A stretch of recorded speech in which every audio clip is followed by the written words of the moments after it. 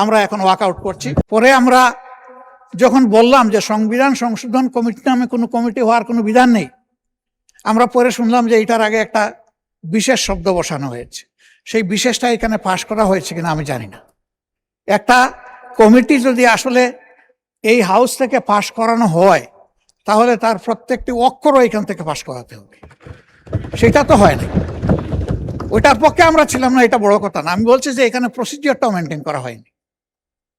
মাননীয় স্পিকার, এই সমস্ত বিষয় বিবেচনায় নিয়ে এখন যে বিষয়টা আপনি উত্থাপনের দিকে যাচ্ছেন, আমরা যেহেতু এই আলোচনায় বৃহৎ স্বার্থে আমরা পুরা সংস্কার চাই, আমরা গণভোটের বাস্তবায়ন চাই, এবং আমরা এইভাবে খণ্ডিত কোনো প্রসেসের অংশ হতে চাই না। এই জন্য আমরা এখন আর এই আলোচনায় আমরা অংশগ্রহণ করব না।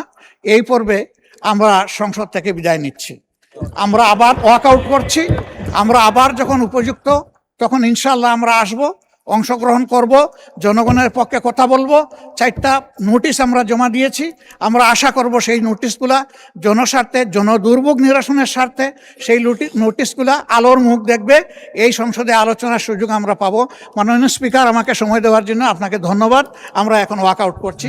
আসসালামু আলাইকুম। মাননীয় বিরোধী দলের নেতা, ওয়াকআউট করার স্বাধীনতা আপনার আছে, বাট সংসদের ভিতরে সবকিছু আলোচনা করা দরকার, না হলে জাতি কি পাবে? আমি অনুরোধ করব আপনারা বসেন, আলোচনায় অংশগ্রহণ করেন। পক্ষ বিপক্ষ বিতর্ক থাকবে, বিতর্কের মধ্যে দিয়েই তো জাতি পরিচালিত হবে আপনাদের নেতৃত্বে।